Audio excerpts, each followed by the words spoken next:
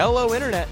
Gino, that Pinguino Greco here again with another special episode of Deep Listens because we are back in the Persona 5 Deep Dive. We are going to be discussing basically Dungeons 2 and 3 and everything in between of Persona 5, and I am joined, as always, by Billy Get Down with the Sickness Rothert. I think you've used that one before, and it's still true. Hi, everyone. My name is Billy Rothert, a.k.a. Rothgar. I have a serious problem where I take games that are supposed to be impossible to grind, and I grind the ever-living fuck out of them. I mean, it's not that it's impossible to grind in this game. It's just ill-advised and useless. It is ill-advised. It's not useless. That's fair. We are also joined, as always, by Peter the Mac Busby. What's going on, everybody? We didn't have Gino last week, and while me and Billy were happy to carry the torch, it's good to have him back. Yay! Podcast. Good to be back. While I was gone, I played some Persona 4 on my Vita, and it was... Good game. That's a really good game. I borrowed a copy from you back in the day. It's old school. It is. And the Vita version's even better, which is crazy, because that game was good to begin with. Yeah. They added new characters and new features. Ooh. Yeah. Gold edition. And we are also joined by Devin Time Management DiFrancesco. I am here again and excited to be here. It's great to say hello to the internet. Well, it's time to discuss Persona 5, but before we get into the Persona 5 discussion, we have feedback and emails to discuss. Oh, Let's no. do it. Love feedback. What are they going to say about us? Let's kick it off with a message from our good friend Chris Zombiepie Redacted, who has sent us. He left a comment. I didn't know it was him until he reached out to me outside of the comments to say, "Hey, that was me. Was that too harsh?" So let's see. Is it about Final Fantasy? I assume so. Kinda. Okay. Let's see. I see. Chris Zombiepie Redacted says, "I see Gino recorded a podcast discussing a JRPG that was only 1.5 hours long. Fucking amateurs." Great to hear you can talk about a 50-plus hour JRPG without wanting to rip your heart from your chest a la Temple of Doom.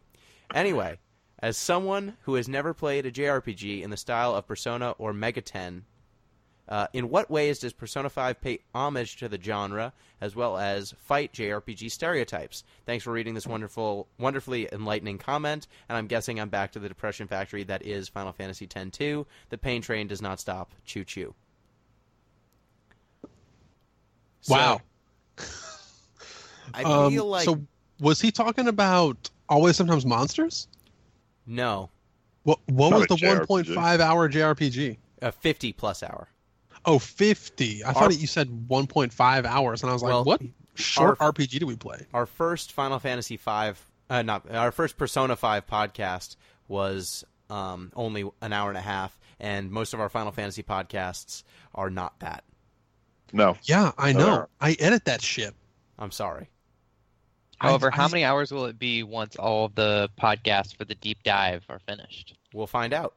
Probably like one Final Fantasy game's worth of podcast. Yeah. Yeah, despite this game being so much longer. But we'll make it work. I would say that, although my experience with JRPGs is probably less than Gino's. Yeah, I'll let you guys go first. I've played a handful of Final Fantasy games, not all of them. I've played 7, 8, 9, 10, Dirge of Cerberus, which doesn't really count. Does not. Yeah, so let's just cut it back. 7, 8, 9, 10, 10-2, a bit of 13, some of 15. And I will say that as far as comparisons here and there, I think that the combat system, the elemental weaknesses of enemies, the item progression, the equipment progression, the consumable items that you have, it's really just a bunch of standard RPG elements. There's a lot of stuff that is, just cut and paste from the typical RPG textbook. I think some of the things that stand out about Persona are the player combos, like the player interactions, like baton pass and like one mores and ways that you can level up certain characters relationship so that they can do things for you in battle. We're probably going to go over this a lot later, but as you level up some of your confidants in Persona 5, they can do things like grant you a small chance that if you don't knock down some enemy, like your friend can come and do like a second hit for you, and that's like almost like a guaranteed crit situation. That's cool because it changes some of the combat, and you get that from doing outside of combat things, which is something that isn't always a standard in a typical JRPG. I should let somebody else talk for a little bit. All right, I'll weigh in then. So I think Billy covered the mechanics pretty well, so I'll just say a few things about maybe story and aesthetics. One, I think on the scheme of, JRPG hair, Persona 5 ranks pretty close to normal. If you have, normal to, I don't know, maybe we'll go Yu-Gi-Oh! Would be like the far end of the crazy hair spectrum. And then you have the same sort of typical dynamic where it's team building, right? Like if you think about your JRPGs, you're always assembling the team. But what Persona does nicely is that the team element isn't just so much bringing people in. That's really the core of your skills, right? So it's not as if like, all right, you find this mage and this badass mage as part of your party. Like your relationships actually create the combat strength. And I had one more point. Oh, the last point, right, is that you're not really, these people have a lot of problems, and I'm going to bring that up later on the podcast as well. But this isn't like I forget which number it is, Gino, but like a Final Fantasy situation where you have an army of superpowered orphans, if I think I'm getting it right. Like nobody here is, except for maybe the main character, is really the chosen one, quote unquote. They're just, slightly abnormal high schoolers who happen to have maybe a minor superpower, let's say. Yeah, a superpower that works in one place and is very specific. Yeah. But yeah, the main player character is kind of an avatar for the player. They're basically an empty cipher, and so they're the chosen one, but there's not quite so much going on. Like there's not a prophecy or some nonsense. Exactly. Like, it's not like your character knows they're the chosen one. Devin, do you have anything? They kind of do. I mean, I feel like Igor kind of tells you that you're sort of the chosen one. But your character doesn't like go around like he's all tortured. Oh, what should I do? I'm the chosen one. Yeah, that's fair. I'll say studying for finals. I really enjoy, and it kind of reminds me of like Undertale. I really enjoy the like negotiation between the shadows and the. It's not quite as fun as Undertale. Undertale definitely, I feel like, did that a little better. But that kind of, I feel like that was. I just want to talk a little about the creatures. Creature collection makes me really happy. So this feels like I graduated from Pokemon to something that's actually like more of a game. Yeah. There's definitely a higher level like the fusion stuff and the upgrading. I think is a lot deeper. So for me, the big similarities, like Billy said, all the combat, a lot of the turn-based combat systems are very familiar to anyone who's played a JRPG before. Some of the dungeon, specifically Mementos, this kind of dungeon crawl where you just pick up items and open chests, is very familiar to earlier JRPGs. It's similar to, it's definitely similar to earlier games in the Persona series, but I'm trying to think of, it's even similar to some Western RPGs, I think Baldur's Gate has some very linear, if not randomly generated, they feel randomly generated. Like Mementos feels like Diablo in certain ways. Right. You're just kind of crawling this dungeon that's randomly generated and getting items and gaining levels, but there's not much else going on. Where it really sets it apart, what really sets this game apart, I think, is one, that it's set in a modern setting in a real-world location. So it's set in Tokyo in the year 20XX, which they had to do because Persona 4, I think, was set in 2009, and it was the far-flung future at the time, but now that time has come and passed. So it's, I think that going forward, they're probably going to set it in an undefined year, so you can't just go, oh, this game was set in the past. But by having this modern setting, they are able to deal with more topical situations. You're not dealing with some elves that are stand-ins for something, and then some goblins that are stand-ins for a different group of people that are, real-world people. You're dealing with, the Yakuza is in this game. There are kids who are failing tests. they're not allegories. They're just representations, which I think is a nice change of pace. And by dealing with this subject matter and then also incorporating some of Freud's kind of concepts of mental health and how to treat people, you kind of are able to get this analysis that's a lot more biting and a lot more specific than you would otherwise. And I think the dating sim elements of hanging out with your friends are really different, because in a lot of games you only get to spend as much time with a character as the writer kind of allows you, whereas the Persona games are all about going out of your way to spend time with people as you see fit and kind of getting to know them on a deeper level, or trying to get to know them on a deeper level. That's kind of I find that to be the most compelling parts of the game, is spending time with people and studying and just maxing out your character's stats, like, going to the batting cages and just living a normal life is really cool. And it's really more a game about juggling all these different competing interests. Go ahead, Billy. Yeah, I feel like a big difference that I noticed from other traditional JRPGs is that your resources and abilities, for the most part, are very limited in this game. Even in the early stages of a JRPG, you quickly ascend to the status of like a god among men. And even if you take something like Final Fantasy VIII, where you're just a bunch of like orphan hobo superpower kids, like from the very beginning of the game, you're basically gods among civilians. And that's not true in this game. And also your resources are really limited. Stuff like we talked about this a little bit, but in the first Persona podcast, but the fact that your SP, the resource that lets you utilize your Persona's strength, does not regenerate naturally, and items that let you refill that are very scarce. That's a big addition to this game that there is, and it makes it different from other JRPGs where either like your mana can regen, or like you can just go buy an ether for some insignificant amount of money and make sure that you have full mana whenever you go into a fight. That doesn't happen here.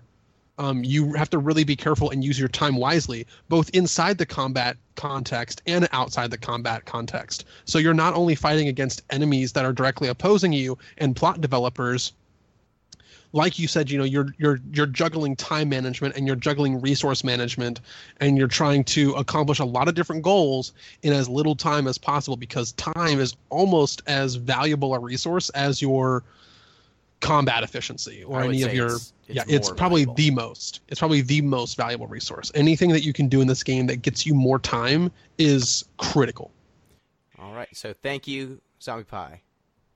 We'll probably hear from him again, I don't know, like in a week or two, about Final Fantasy X-2.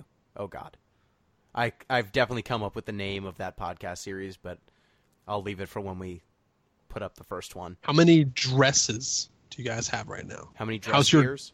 How's your dress sphere looking? I got most of them. I missed out on the mascot dress sphere and the alchemist dress sphere. You missed the mascot one? You can't play as a cactuar? I couldn't. I fucked up. You did. I got that one. I'm sorry. Dude, that's the only one. That's the only one I got. That's the one you get for getting all of them, and I didn't get all. Yeah, it's the only one I got. I don't know. I'm pretty sure Riku's is a Moogle? No, Yuna's is a Moogle. Yuna's is a Moogle. Pain's is a Tonberry? A Tonberry, and then Riku's a Cactuar? I forget what Riku's is. I think she's a Kate Sith, but who cares? We'll talk about Final Fantasy X-2 in a bit. So we have an email, a long one, from superfan Kyle from Vancouver. Hi, superfan Kyle. We do have a superfan. Nice. Hey, Kyle. He has sent us feedback before. Oh, you're the best, Kyle. So, he says, hey, Deep Crew. Don't have any feedback, but do have some questions. Question 1. Are any of you guys hanging on to Arsene? I have trouble letting go of the canon persona for the same reasons I keep my starter Pokemon in Pokemon games. To do otherwise would feel wrong, like I'm betraying or casting aside the character's origins. Thankfully, Atlas has made it easier and easier to do so by adding in systems like skill cards and ways to raise a Persona's base stats. By the end of the game, my Arsene had max stats and Dyne level spells of 7 elements and null physical. He was a beast, and it felt good to have him cultivated from scratch. Any of you guys hold on to Arsene? Nah, I'll be honest. I felt a twinge when I guillotined him. I was like, yeah, like, you're my boy Arsene, but I need somebody better. So, I mean, I felt bad about it, but you can always revive him. I mean, he's archived. Yeah. So, I actually, before Mega Awesome Fanboy Kyle wrote in this letter, I was considering doing a playthrough where I did that. So I'm glad that someone did it, and it was not a disaster. Because if I did it and it became a disaster, I would think it was a waste of time. But I have a lot of the same feelings that Kyle has had. But also, I just blissfully murdered Arsene when I knew that I could get him back, because I felt like I had very little to lose. But now that I have discovered that there are these like ability cards, you can make personas learn stuff. I'm kind of skipping ahead because that's something I want to talk about later.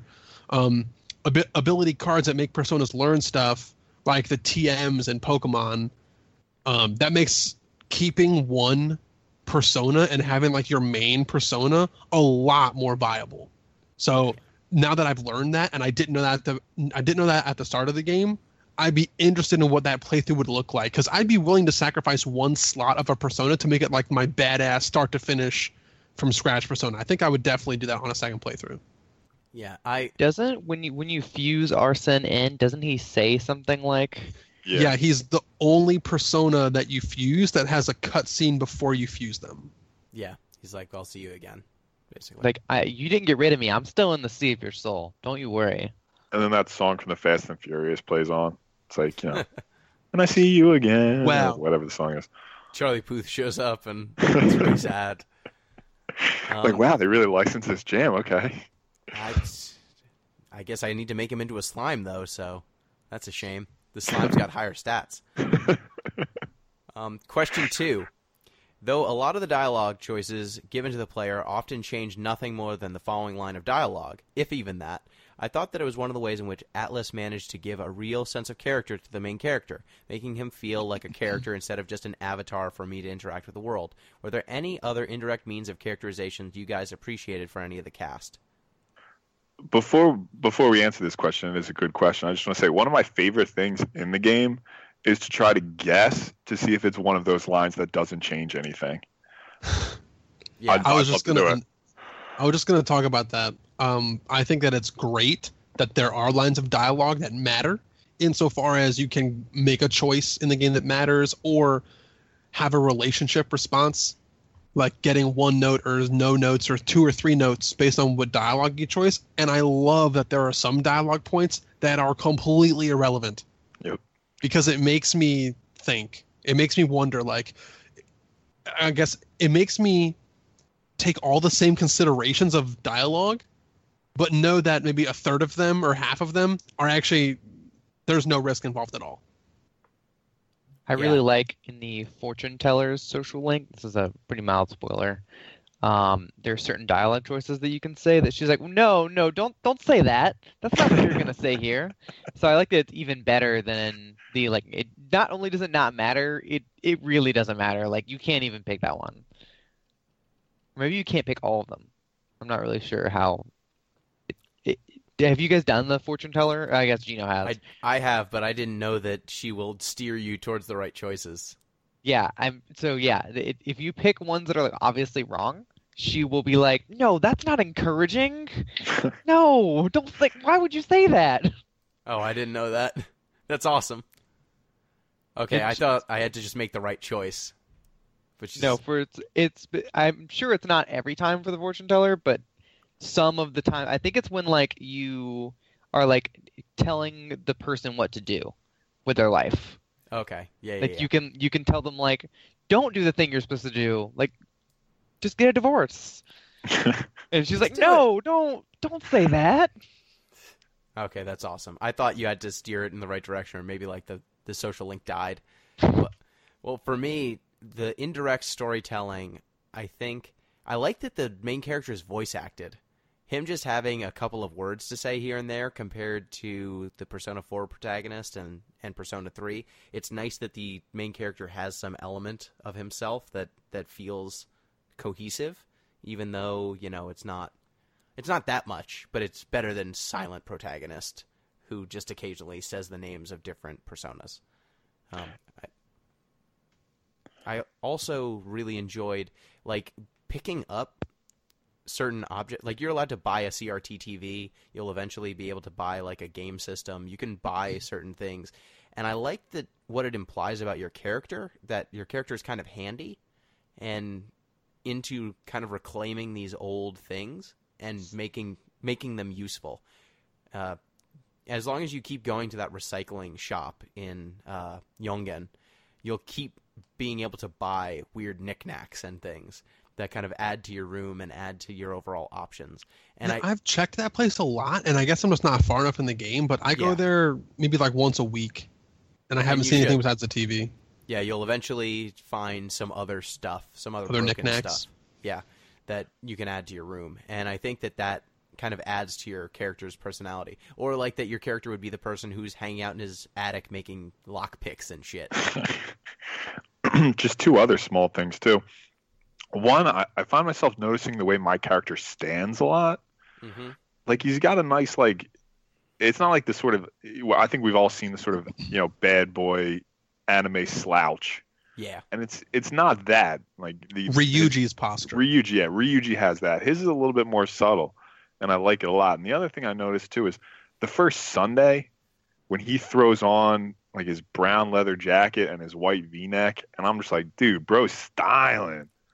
My guy knows how to dress, man. And his hair's all messed up, but just in the way he knows what he's doing. Right, he spent an hour this morning messing that hair up. Yes. Dude knows what he's about. Yep, he's got a look. He cultivated it. And as soon as I like that once he gets his outfit, his thief outfit, he is one of the only characters who's like, yes. There's no questions. He's just like, yes, I'm in this suit now. This is me. I got it. Persona. Yusuke was like, what's with this tail? Am I in a mask?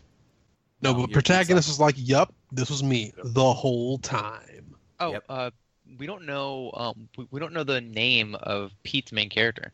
Yeah, we'll find that out after this last question. We got one last question, and then we'll ask. Part 3. I've heard people say that Persona 5, in contrast to Persona 4, is more about its villains than its heroes. Does the crew have any opinions on this, and does anything change knowing that the Persona 5 villains seem to be based on or related to real-life Japanese figures? A bunch of criminals are actually... I looked into most of this list. I'm not going to read them because you haven't seen all the villains. But, Kamoshida seems to be based on a Japanese judo gold medalist who then went on to sexually abuse a bunch of female students. So I probably have the least to say about this, so I'll go first. I saw as much Persona 4 as when I played Persona 4 Arena, and when I saw Devin playing it at our old apartment, maybe 1 or 2 hours of the game. So the combat and relationship stuff that I saw from Persona 4, I got at least some indication that I think it was more player and relationship focused, because everything that I've seen so far in Persona 5, almost every conversation is, what's the next target? What did they do wrong? I'm actually seeing a lot of the scripted parts of Persona 5 as only about the railroad tracks of who the next target is. I think it's only when I deviate from the railroad tracks of the game that I start getting that Persona experience of the high school sim, the dating sim, the relationship building, the real life aspect. But if I were to only go down the railroad tracks of this game and go from palace to palace, which is impossible to do because they're going to force you to have time where you're not doing that. Actually, that's not true, because if you just delay going to the palace, all your text messages will just be like, are we going to the palace today? Are we going to the palace today? Well, I mean, when you finish the palace early, most of the texts are like, do you think we're okay? Do you think everything's okay with the palace that we did? They're also just like that. The So- real op- Go ahead. Yeah, Pete. just to finish to up, finish yeah. because I'm basically done. Yeah. But I feel like this Persona game, just in comparison to what I know, the limited that I know about other Persona games, is it is more villain centric. Only because the non railroad track stuff doesn't cross into the story, doesn't cross into your like bit of scripted dialogue as much. I wish there was more scripted dialogue that was just like, hey, like, do you guys want to hang out and go see something later? Like, I really appreciate the post palace experience of there being some kind of like party. Like when we finished Kamoshida's palace, they all went out to a buffet dinner together. And when we finished Madarame's palace, they like went to the protagonist's attic and just had like hot pot soup or whatever. Like that was great, but there's not enough of that for me. I'm done.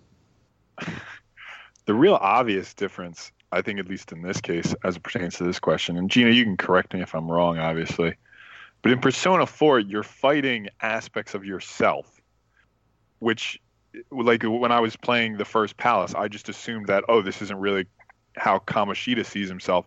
This is how Ryuji sees himself in relation to Kamoshida, right? That's just the turn I was expecting given playing Persona 4 previously. Yeah, Persona 4 is a lot about...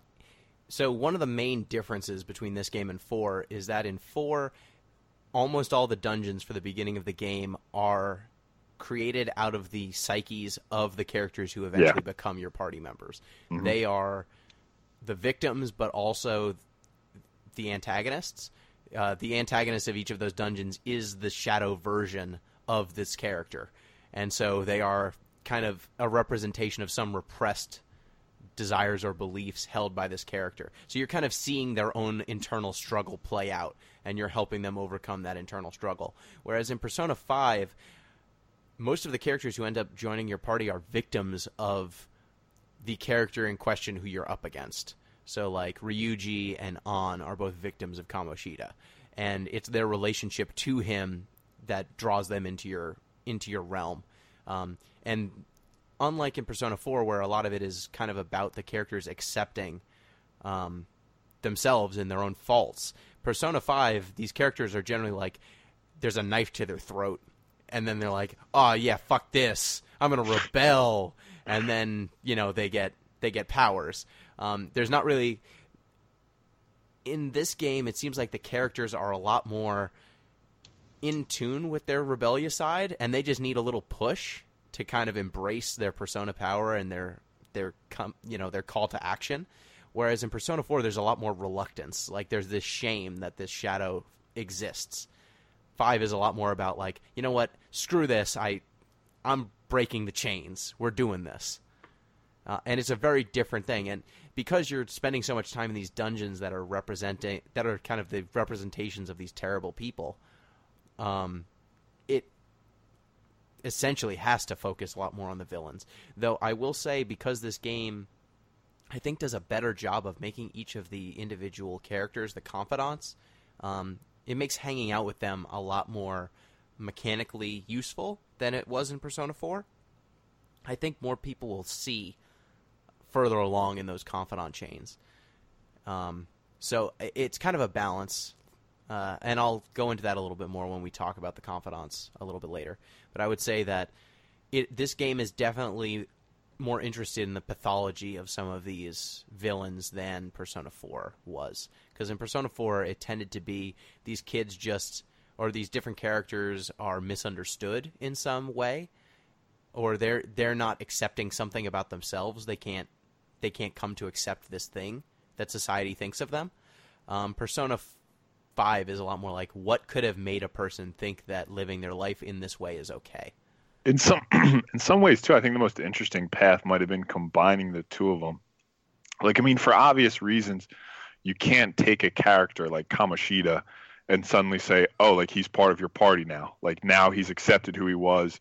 He understands what a terrible person he was. Now he's one of the heroes, right? Live with that. I think that might have been a more interesting path to take, but I can see a whole bunch of obvious reasons why you might not want to do it. Yeah, and this game is a lot more about reforming society and, like, fighting against some perceived powerful figure that's kind of holding people back. like these different figureheads that are abusing the rules of society to kind of step on young people, and they're all stepping on young people. And because that's the central focus of the game, I don't think it's not about necessarily reforming those people and their goal. It's about kind of young people seizing control and not putting up with the bullshit anymore. Yeah, that'd be an interesting sort of political argument to make if you just tracked Persona over time and see sort of how the ideology underpinning who's in control here, who's the architect of their own problems has evolved. Yeah. So thank you, Kyle. Yeah, good question, Scott. And I'll say one thing on it. Go ahead, Devin. I thought it was interesting. I just wanted to state the first 2 dungeons I definitely feel were very, very villain focused. I really felt like I deeply understood Kamoshida and his the things that kind of motivated him and how he came to be the way he was. And similar from Madarame, you definitely felt like you really understood Madarame as a character. I mean, I feel like Kaneshiro was kind of a shift from that, though.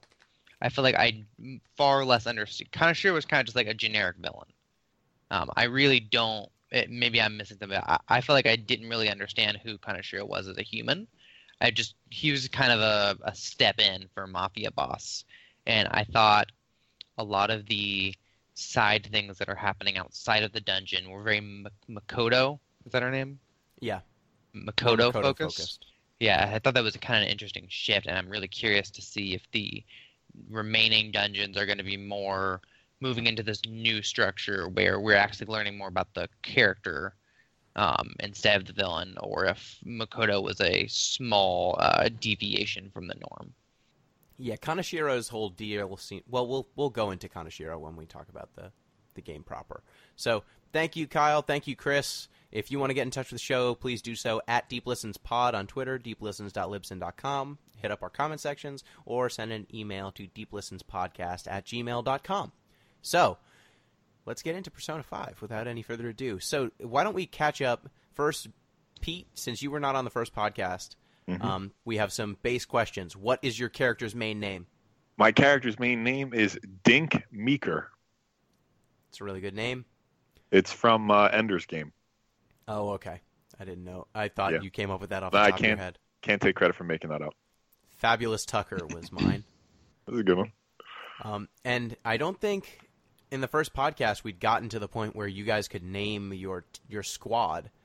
So what are your versions of the Phantom Thieves named, each respectively? I am Team Rocket Star.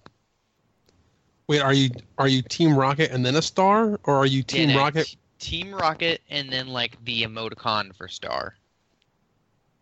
So my protagonist's name is Akira Kurosawa, and I wanted to name the group the Seven Samurai, but that just wouldn't work because I looked up that they were like, I think 9 party members. You still should have done it anyway. It would have been I funny. know, I should have. No.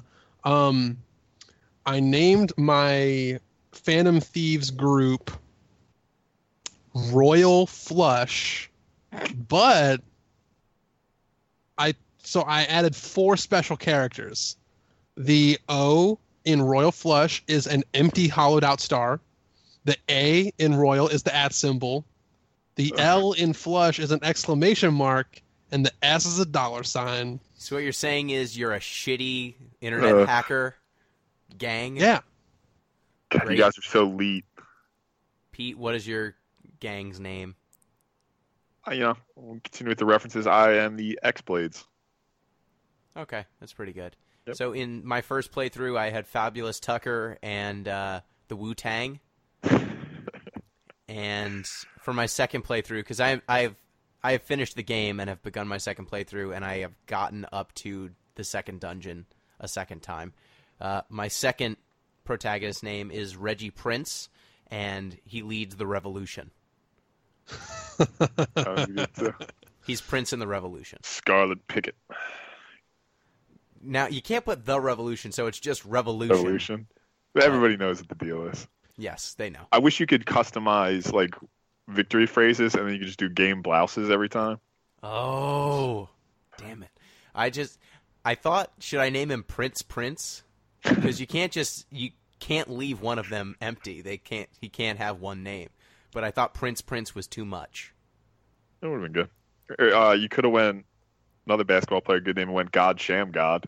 Oh, that's a good one too. Damn it. Well, there's always a third playthrough. Yeah, right. Prince and the Revolution. So, Pete, since you were not on the first podcast, was there anything in the first section of the game that you definitely wanted to call out? So everything up to Madarame? Well, let me make a general statement.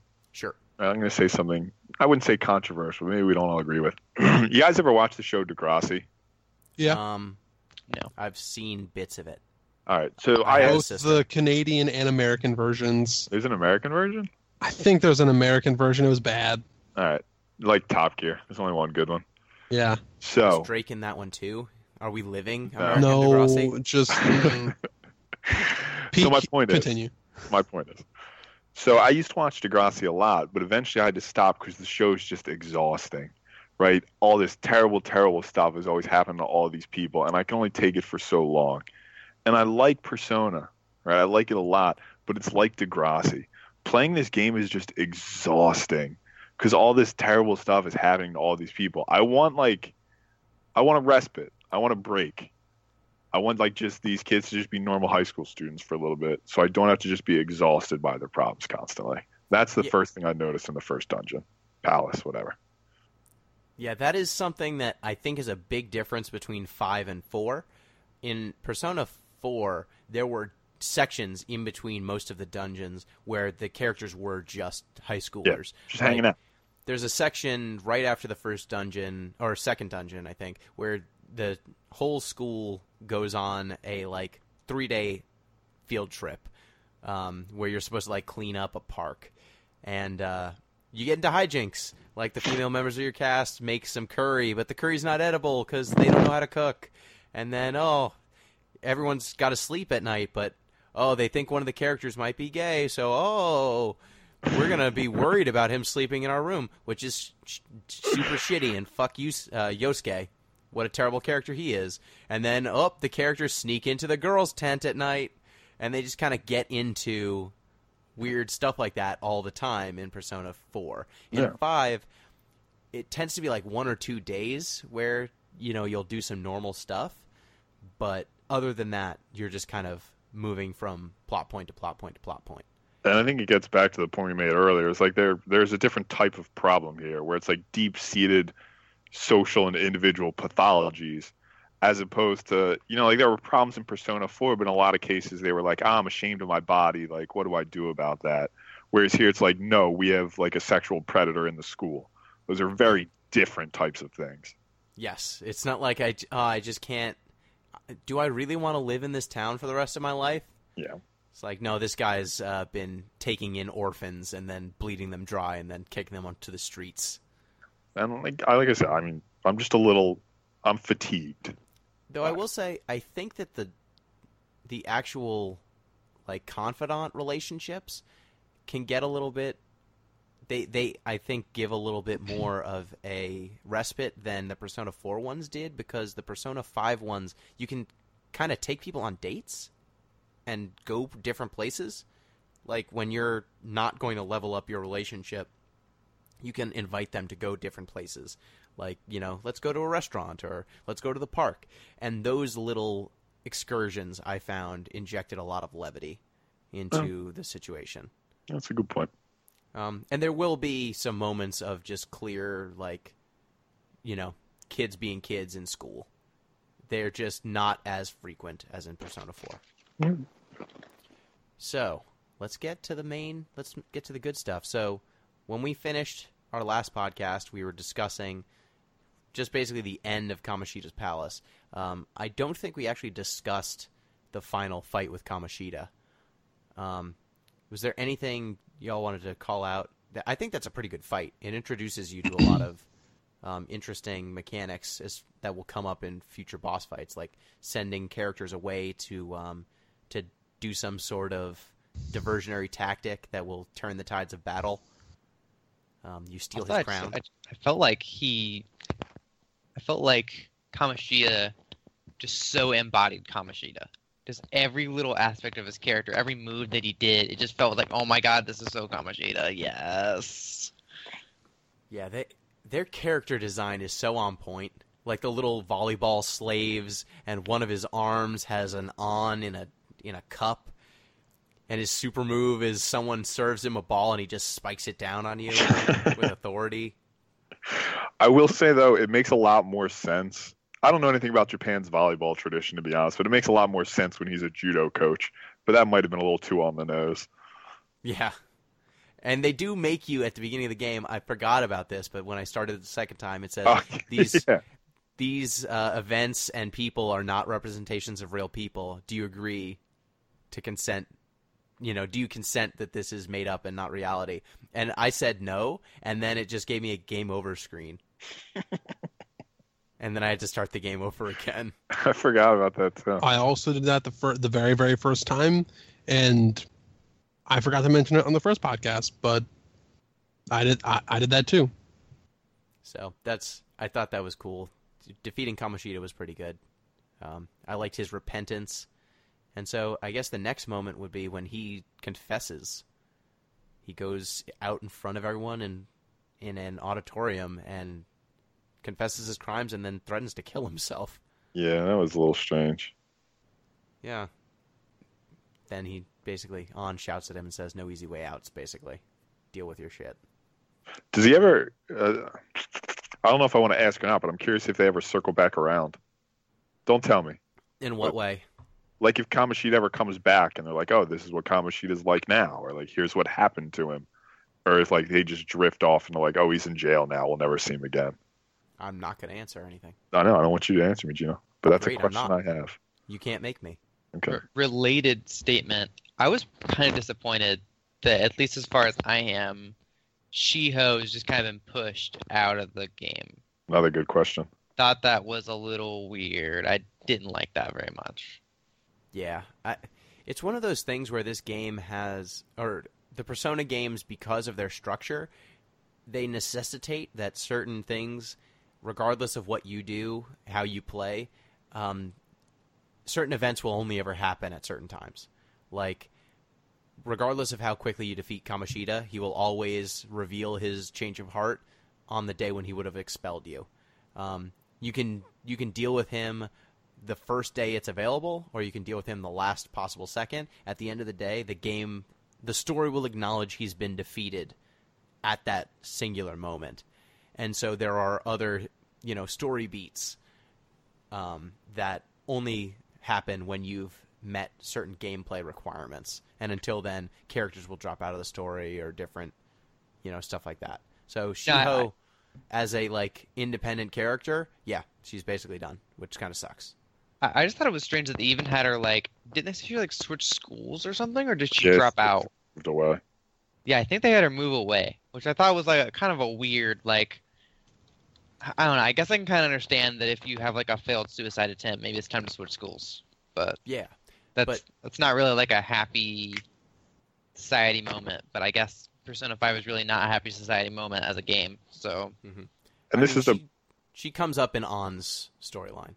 Yeah, this is the perils of the stakes too, right? You can only juggle so many characters at once, so certain ones are going to have to drop off. But if everything that happens to them is super dramatic and super important, it's going to seem strange when one of those characters drops off like that. Yeah. Yeah, no one's just got a regular drama issue. Or very few characters seem to have just normal, everyday drama. So then you kind of are kicked straight into the Madarame storyline. What did you guys think about the introduction to Yusuke? If you remember. As a stalker? Yeah. I was sort of over how do I want to put this? Part of what I found most sort of exhausting about the game is it's a lot of sexual violence. And I just assumed this was going to be a continued direction of that. Which, obviously it's a reality in the world. But I was happy for the quick pivot. Just because, like I said, I was just drained by it. Yeah, my main thing was Ann was used as this kind of sexual object for 2 consecutive storylines, Like, she's ogled by Kamoshida. Ryuji kind of ogles her while she's joining your party. And then Yusuke is like, hey, come model for me naked. And I'm just like, is this just going to be is this just going to keep happening? Like, on getting...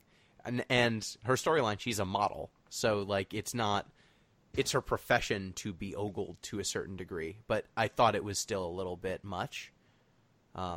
Especially from characters who are supposed to be your, like, party members and friends. But, I don't know. I thought it was a little much. I don't know why they had to have him be at a different school. Maybe I'm not far enough in the game where that's important. Well, it's just an art student was basically the point, I think. Yeah, he's an art student, but there's an art room at Shujin Academy. I feel like it was... Gino, what's up? I think it's a school that specializes in the arts. It is, but they could have... So I think that's just like a kind of a slight failure of the writing, and they could have made it a lot less awkward for Yusuke to join the cast. But Billy, how many predators could this school employ before it would be a little implausible? Like the gym teacher, now the art teacher, like the principal's pretty sketchy too. The homeroom teacher. Fair, Yeah, but at a certain point they have to start running background checks on these people. Now, I got that from like a very superficial examination, Yusuke seems like a creepy artist predator, but... At least to start, it's weird. At least to start, it's weird.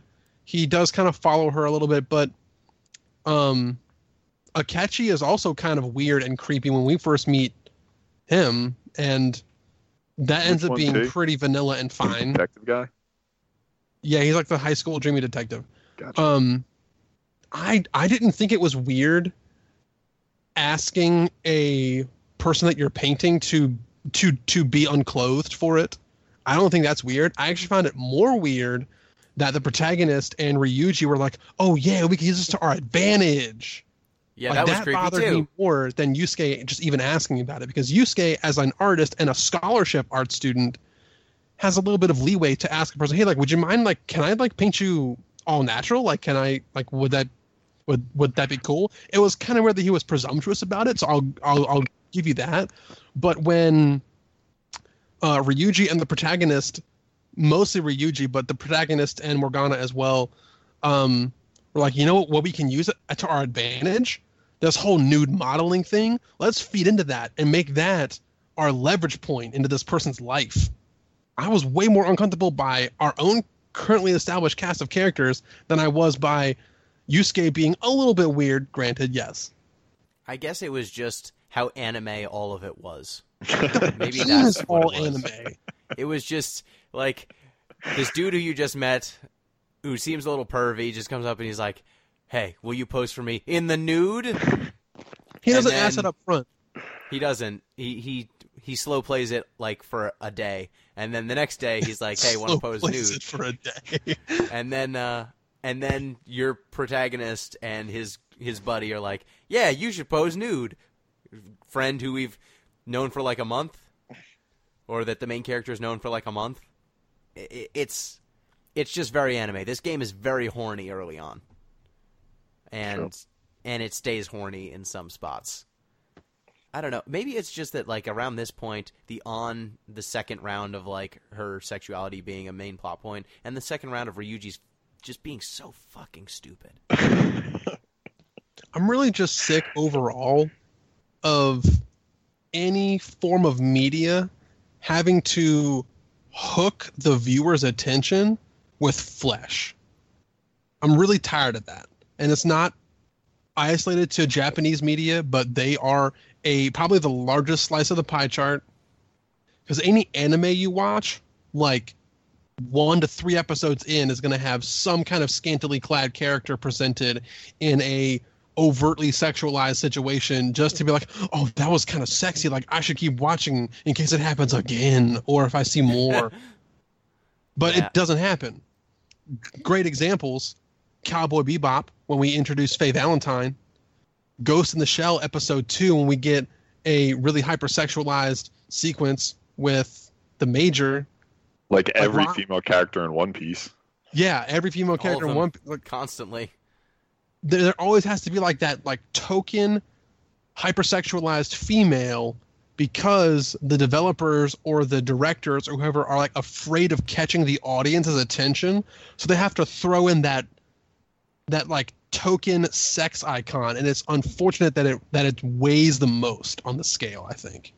And this is not much of a critique against the developers or the writers, more of a critique of the ignorant fucking stupid consumer base who needs that. Yeah, it's maybe my whole issue is not so much that it's happening, it's just that this is the third Persona game I've played. I played 3, 4, and 5.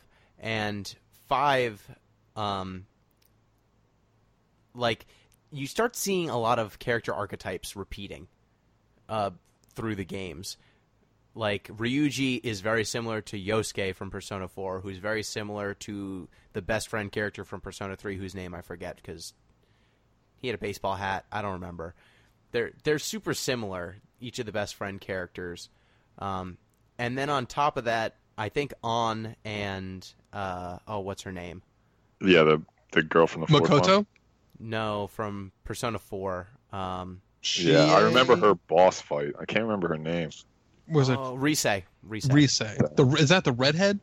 No, she's got pigtails. She is not in. She's the announcer in Persona 4 Arena, basically. Yeah, it's just that.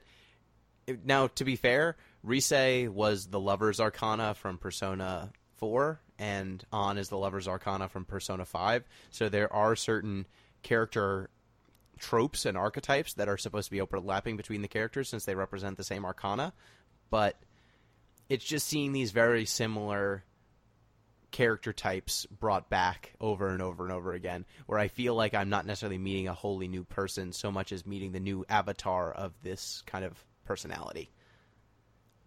And they even play out kind of similarly what their storylines are. So, I mean, Anna has pigtails too, even, doesn't she? yeah, An has pigtails as well.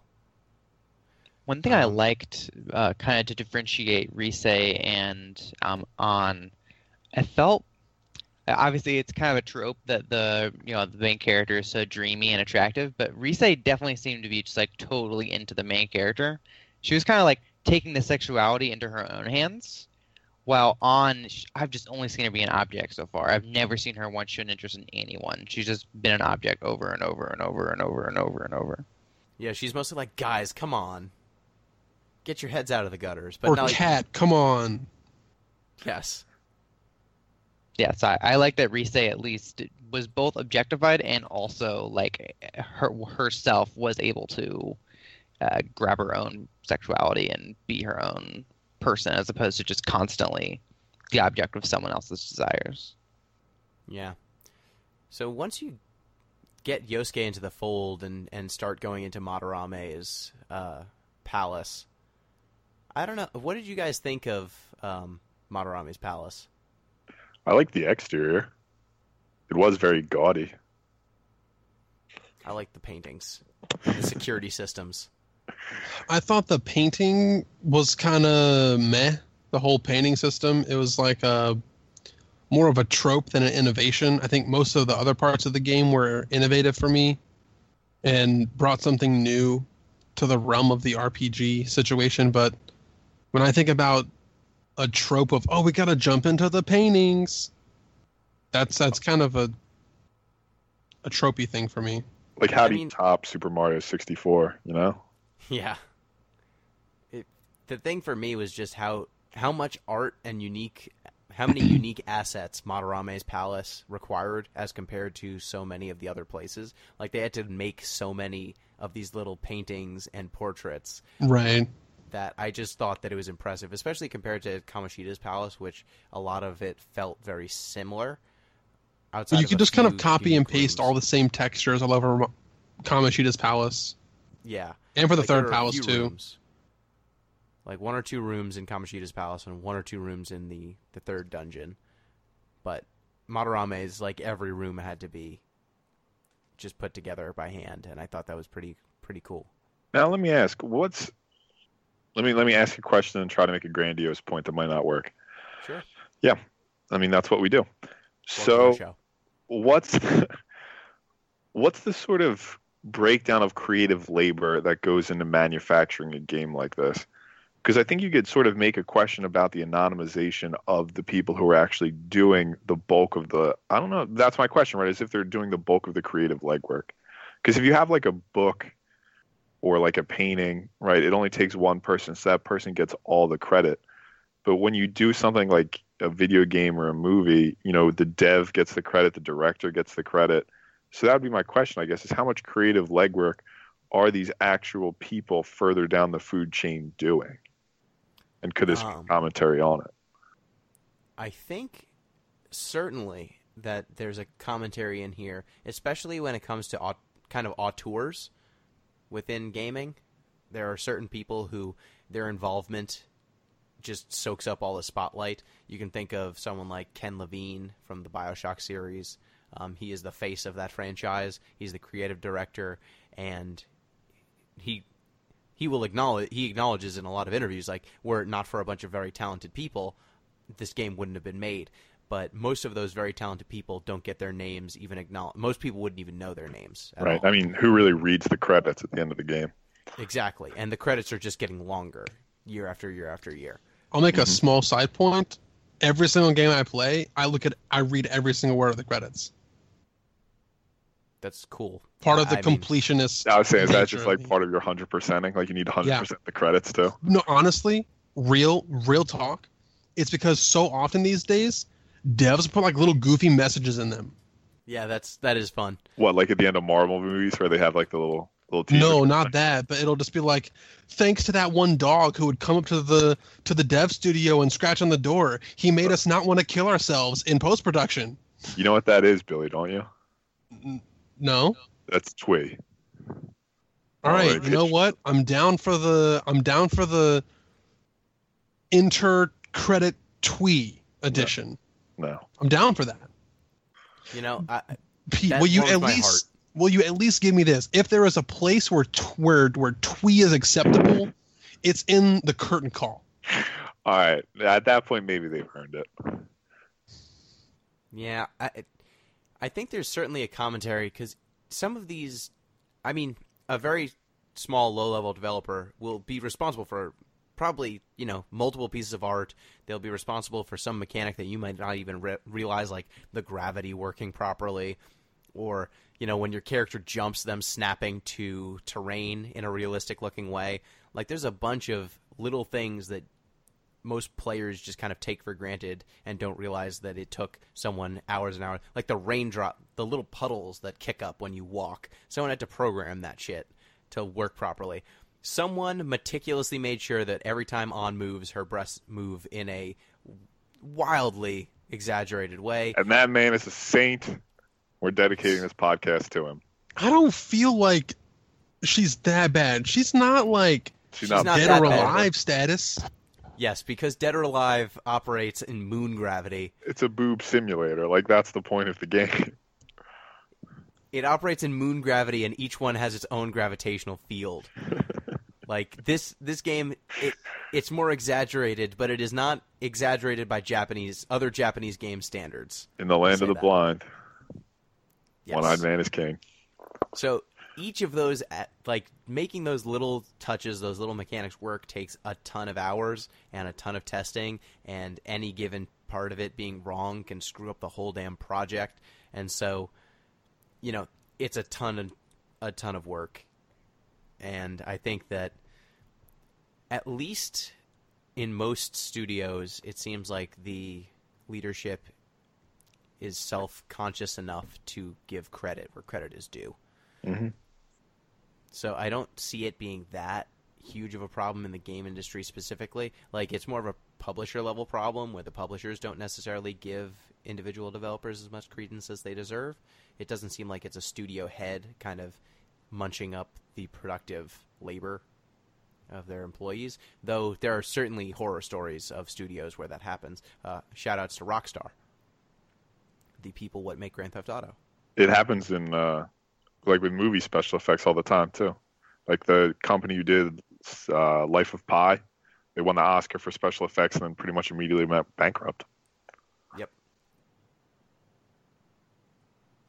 So I think that it's definitely there, and that's kind of the commentary that Madarame is getting into. But I think also just like the creative bankruptcy of his character to begin with, that at a certain point art just means nothing to him. It's a means to an end.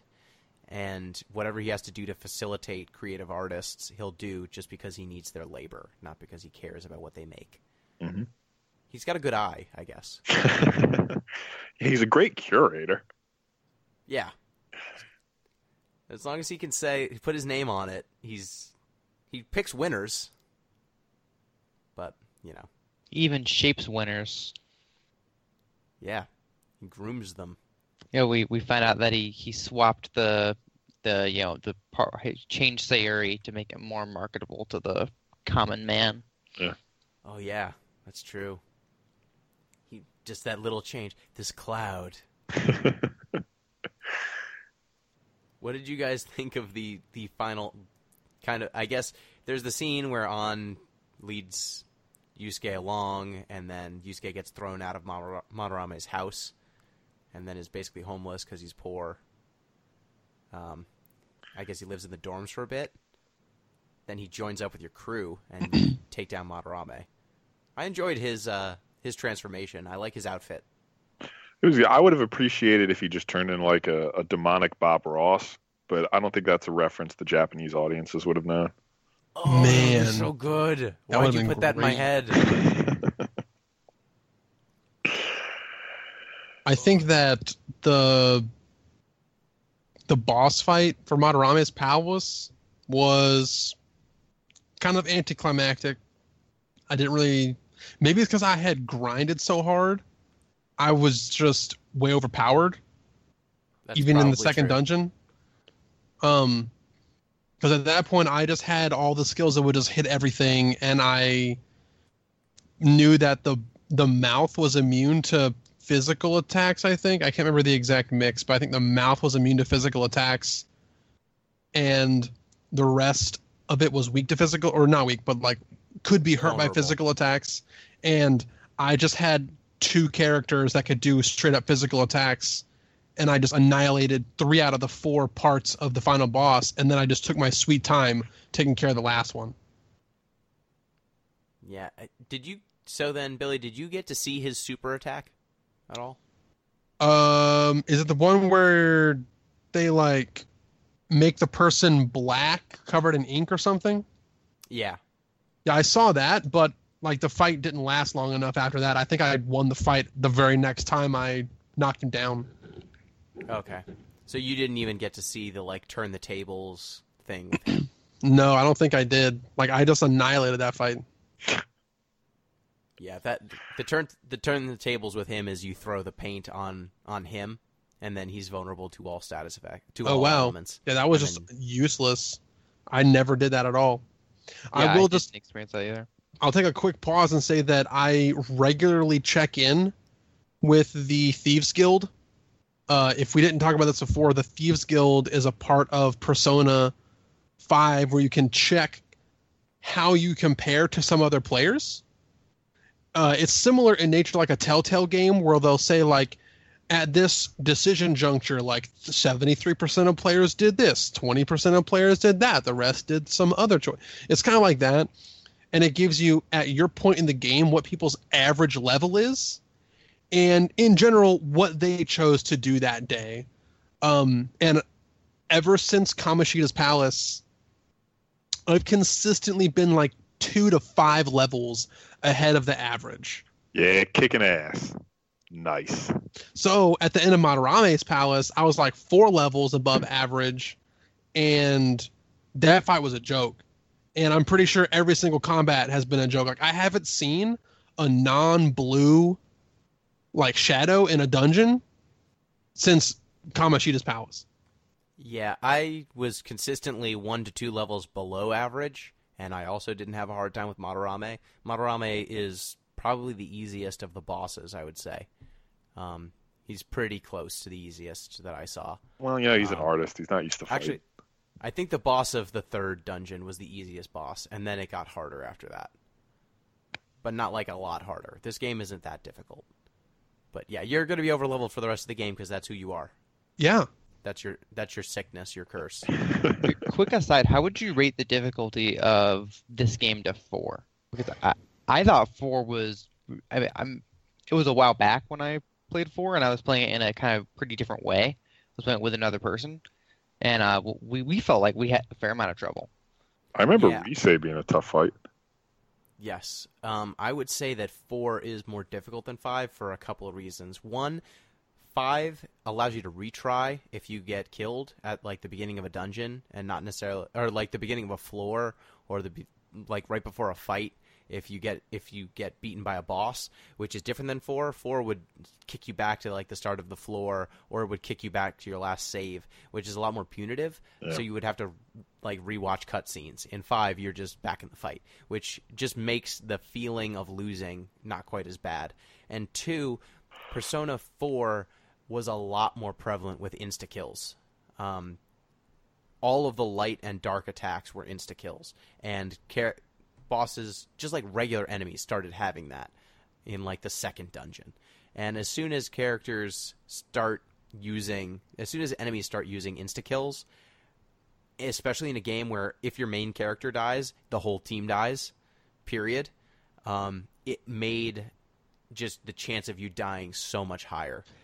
I've never had an enemy try to use an insta-kill on my protagonist. And What? they will eventually, but it doesn't happen. It seems like the hit rate is lower. Also, it seems like your dodge rate might be higher in this game. And just some of the general usability stuff that Persona 5 has is pretty different than 4. Like, your characters will come over and heal you if you have a bad status effect pretty quickly. And some of the, like, Baton Pass. Baton Pass is so much more powerful and so much more useful than what you had in 4. You, basically in 4, if you happen to have a character who could knock down one enemy but not the next one, you were just stuck until a character who could knock down that enemy, it was their turn. And if their turn didn't come up, well, you were screwed. You weren't going to be able to execute a perfect attack. But with Baton Pass, you can always ensure that the next character who gets to attack will get a crit. And so you can just clean house so much easier. I Not to enjoyed mention the Baton Pass a lot, and I also really enjoy it. I don't have very many of them yet, but I have the first, what is her name, Hifumi ability. Yeah, she's awesome. Yeah, I need to get more of those because that has made combat way more fun. I really enjoy, like just swapping. Her ability lets you use your main character's turn to switch, like who your actual active party members are. It's Yeah. not frequently like my main character usually can do more than a side character, but it is a good way to kind of like spread the resource use easily in a fight. And I also have the thing that lets your SP regen. So having my character just kind of do nothing for a turn to just get an SP up and like, help the fight in a different way can kind of be a useful thing to do. Yeah, you just have so many more options. Like the gun, you will meet other characters who give you combat abilities, and they make the game a little bit easier. Hifumi, like as you hang out with her more, you will get more options to kind of configure your party. And because this game just isn't as rigid as 4, it leads to the game feeling, I think, a bit less difficult, just because you never feel as trapped as you do in 4 when you've got a bad situation. In 5, I always felt like I had an option. I might not love what the option is, but I always had an option. I wasn't just going to get wiped out because I ran into the wrong enemy at the wrong time. I always felt the need in 4, like when I got to a point where I could stop, I never was able to. I just felt so like my back again was against the wall that I had to grind. Just I had to get every single last point of SP used. I had to get every last piece of HP used to make sure I got as much as I could out of that like day slot of going into the dungeon. In 5, I have at the very first dungeon, I was doing like a Billy style because I was just remembering 4, and I was using every last drop of SP. But now I just don't do that at all. For me, if I'm grinding, it's just because I want to catch more personas and fuse them more. That's it. I don't do any more grinding just for levels anymore. It just doesn't seem necessary. I'm going to need to go in on the grinding at some point. We got to sneak that in. Do you want to talk about it now before we go into the next dungeon? If this is a good time, sure. Sure. It's always a good time to talk about grinding, Billy. So, a couple of things that couple things that motivate me to grind is that anytime that there's an opportunity to grind, it's not costing time. And we talked about this earlier in the podcast, that time is the most important resource in a Persona game. And so when I think about ways to grind that make me have my time managed better, I'm 100% bought in all the way. So here's some examples. One of the confidants that as soon as I got them, I just like spammed getting them higher and higher was actually my teacher. Good choice. Because she will allow me to do what would cost half a day for free. So one of the available confidants is your homeroom teacher or your counselor, whoever she is. She's a maid. We'll go into that in a little bit. Operation Maid Watch. Yeah, we definitely have to talk about that later, but I just want to pause that actual discussion and say that you can get a confidant that will allow you to accomplish some certain tasks that are important, vital tasks, and she'll let you accomplish those tasks without having to pay any cost of time. So she is one of your teachers. So, for example, eventually you can have is that she'll just let you kind of slack off in her class, and you can like make lock picks and stuff while you're in her class. You can make weapons. Yeah. Great. Thief tools. Because I would have had to do that using half of a day. Because generally in this game you can do like school plus 2 things. Like a after school activity and an evening activity, and then you go to bed. So if I can just get something done during that garbage time of going to school, because fuck school. It's all about personas and dungeons and shit. Making that yen, brah. Making that yen. If there's anything that I can do that doesn't cost me time, I'm doing it. So I have nearly memorized every single item that every vendor in the game can sell, and bought one of each just in case. Basically, every one of those like presents that you can buy in the underground mall, I've just got one of each, just like hanging out in case I need it. Well, that's all you can buy is one of each. Yeah, but like, that shit's just sold out. Yeah, it's gonna be forever. I go back and check just to make sure that it's still sold out, and it is. It is. It will be forever. Let me save you that time at least. He's gonna keep checking. I'm gonna keep checking.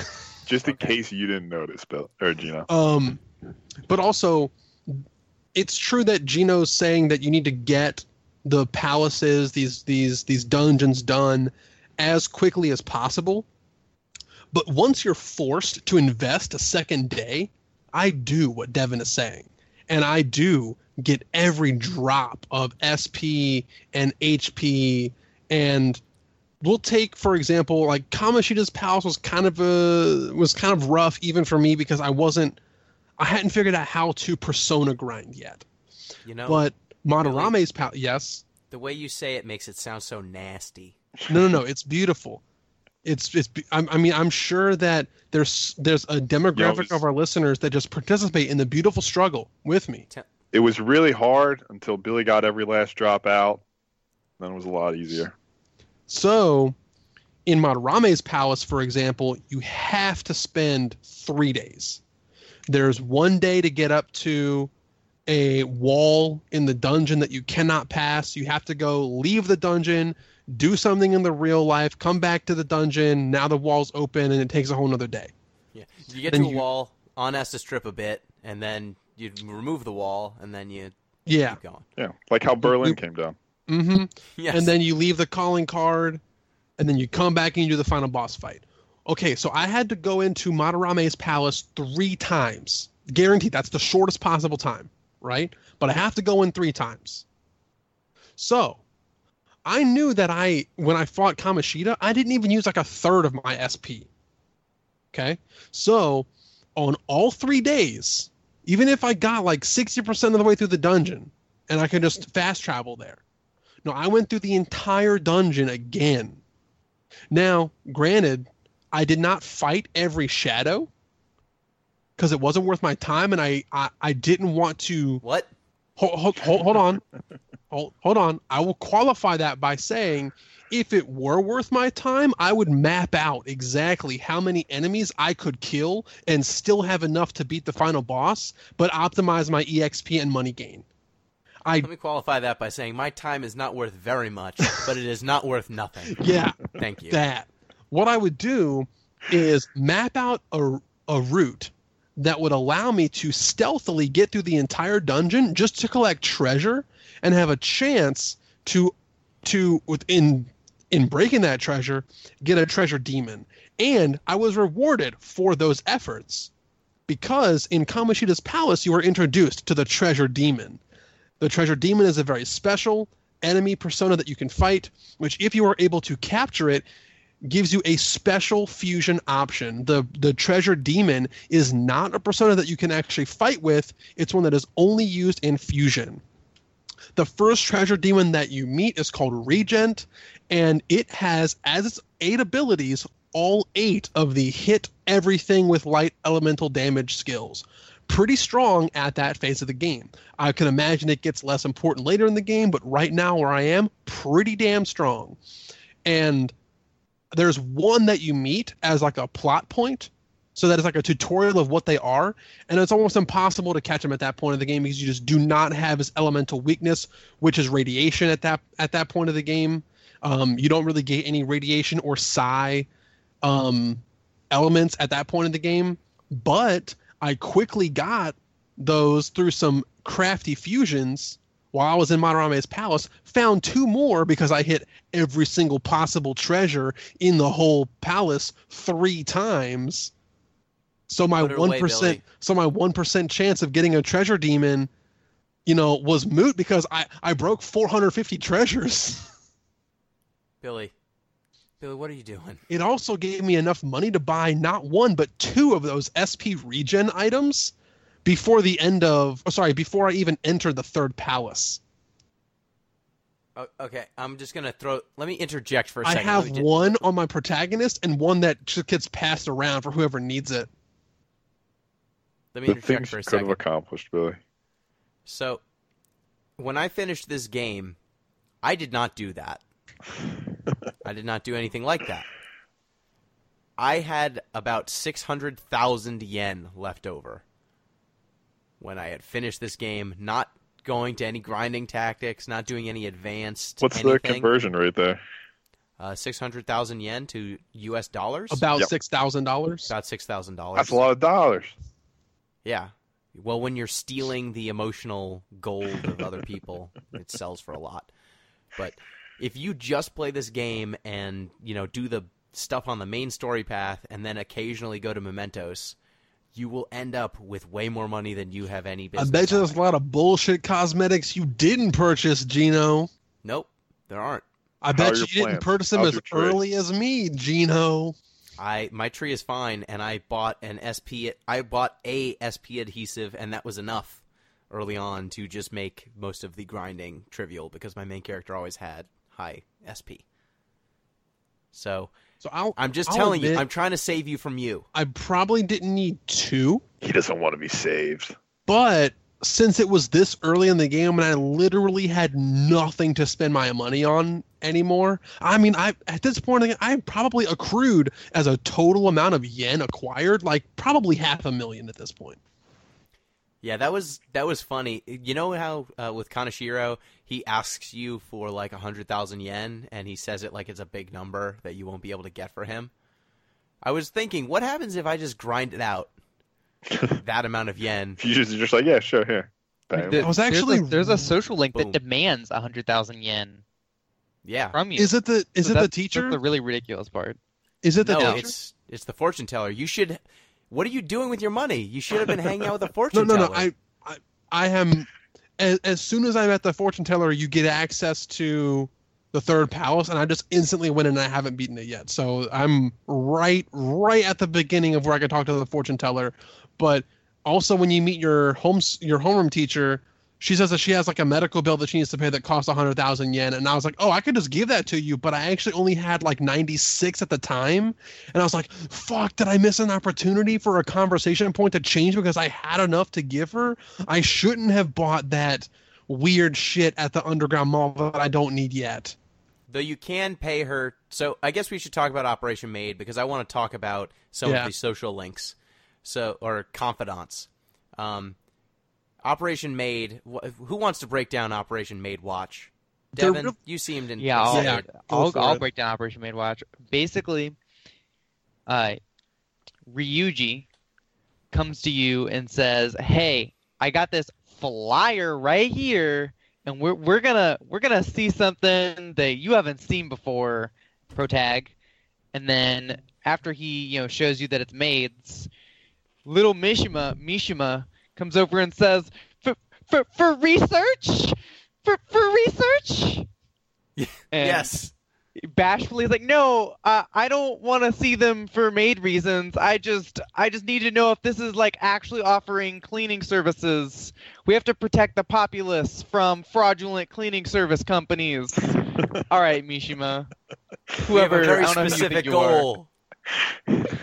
It's heavily implied that these maid services are, like potential house cleaning services, but maybe of the sexy variety. I think it's pretty clear it's not. These three teens want to fuck. And who do they call up? Oh, I'll just call this number. I have no preference. Who do we get? Our homeroom teacher. Yep. And then your homeroom teacher shows up, and I think that's one of the dialogue options in this game where I think you have to have a certain level of guts or something to be able to ask her for certain things. I forget. I think there was a guts check. Which there was a guts check to just call her, but there was no guts check to my knowledge of what dialogue options you could choose. Okay. Because I didn't notice the guts check. Even if you, so I actually sort of I did like a save game because I wanted to see how, like, what direction these could go, and then I reloaded what I actually want to do. And keep in mind, the amount of times that I did that does not actually track my actual in-game hours. So there's quite a lot of me just exploring different save files, like different save file potentials, and not actually getting those tracked in my real game time. That's beside the point. I play with a lot of the decision options just to see what would happen, and I'm pretty sure. How many minutes were you in Operation Maid Watch? I'm pretty sure that there's no guts checks for Maid Watch, but I think I was at. You're at 3 guts when you do that, so there shouldn't really be any guts checks. Yeah. So your character, you meet your homeroom teacher. She's like, "Please don't report me, and I'll let you like call my maid service basically." And I'll come do maid things. So, but not those other maid things, because you're in high school. And that's the only reason why not the high school thing. Otherwise, I would offer you our expanded menu. So I kind of wonder if she actually does that for the other clients that she goes. I mean, it's pretty clear that she does, and she's not able to. She's a professional. No one wants to call her anymore. Oh yeah, she made a comment like, "She's over the hill. No one requests me anymore. You're the only person that I request." It's pretty apparent what the maid service is. It's not very subtle. No. So, of the confidants, Kawakami, your homeroom teacher, is the most important as far as I'm concerned, in terms of getting the most out of this game if you want to maximize things. Because once you initialize her social link, or her confidant, you can hire her on days when she is not on any day, basically, of the week. You can call her, and she will do a task for you for 5,000 yen. And that task could be do your laundry, or make coffee, or make curry if you've learned how to make curry. And these different tasks, or she can make thief tools for you. She will make you lockpicks. No questions asked. Like, why do you need 57 lockpicks? I don't know. Fucking make them. You want your yen or not? $50 says you make them. So once you start hiring her to do those things, it means that you can actually spend your nights doing other things yet still get the benefits of these different activities, which means that you can fit a whole lot more time into hanging out with people and still get these benefits, which is kind of your backdoor way into having more SP items than you need. Because you can have her make coffee, and coffee is how you heal SP, basically. Coffee and curry, because I think curry is heal SP all. Yes. Coffee is heal SP 1. Curry is restore SP all. Yeah, but if you have an arbitrarily high amount of money, you can just hire her every night to make coffee. Yeah. And then you'll just have all the SP items. I did laundry once by accident, but you should never do laundry. You should only ever hire her to do laundry for you. And Wait, you should always hire her to do laundry? If you can. Always or never? You should never do your own laundry. You should always hire her to do it for you. Yeah. Like, I have probably like 12 laundry items that I have not cleaned because as soon as I gained her confidant when I had only been to the Mementos like once, and I gained like 1 or 2 laundry items, and I think I was just casually talking to Devin, and he was like, "Oh, you can do like 4 or 5 laundry items at a night if you want to, so just wait until you have a lot." And I was like, "Okay, sure." And as soon as I looked up her, like, I think when I got her confidant, it was like the next level is she'll do laundry for you because you can look and see what their next level of confidant is. And I was like, oh, never doing my own laundry. Yeah. So you should level her up because she will let you slack off in class. She'll eventually let other teachers let you slack off in class. Like, she'll call them to the principal's office, and then while they're gone, you can slack off in class. And her final level is amazing. Do you want to know what the final level with your homeroom teacher is, or do you want to find out for yourself? Sex? I already know. Is it sex? It sounds like it's sex. It's close. It's a happy It's ending. not. It's a massage. Wow. What is are the- wrong with this school? What are the Benefits of the stat massage? buffs besides the physical buffs? So the buffs to the massage are you can do stuff at night after you've gone into the dungeons in the afternoon. That's a good buff. Wait, Which really? is really good. Yes. That's which where means her that you level can- 8 Her level 10. or 10? Yeah. When you max her out, she gives you a massage. Well, 1, she stops charging you for her, like, housekeeping services. And 2, she will give you that massage, which means that after going to dungeons, you can just have a normal night. Gino, Which do you removes remember one of the what biggest problems. what level you were able to get her to 10? Like, what dungeon were you on when you got her to 10? I think Dungeon 4. I as soon as I saw that was the thing that you get for her max out, I was like, oh shit, I need to get this done real quick because the sooner I get this done, the more I can cram into days and nights, which was useful. Yeah, I have her like 5 or 6. I guess I need to prioritize her a little more. Yeah, she's really useful.